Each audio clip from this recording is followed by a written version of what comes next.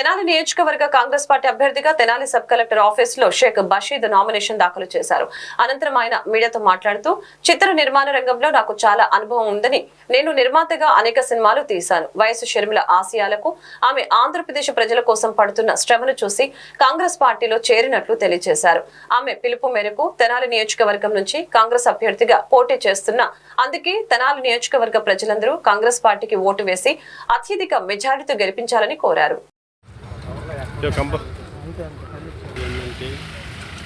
Political ఎలాంటి touch లేదు నాకు మొదటి నుంచి. ఫస్ట్ టైం మన కాంగ్రెస్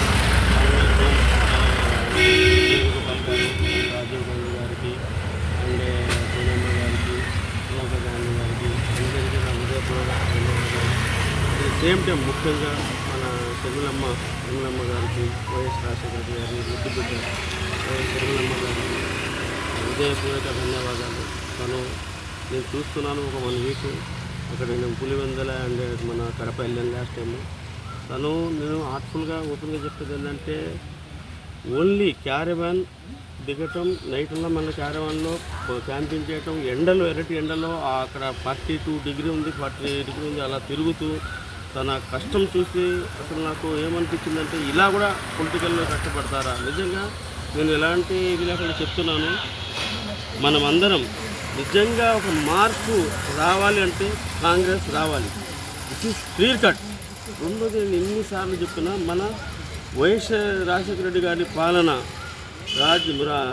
రాజన్న రాజ్యంలో పాలన రావాలి అంటే వైఎస్ షర్మిల గారిని మనం సీఎం చేసుకోవాలి.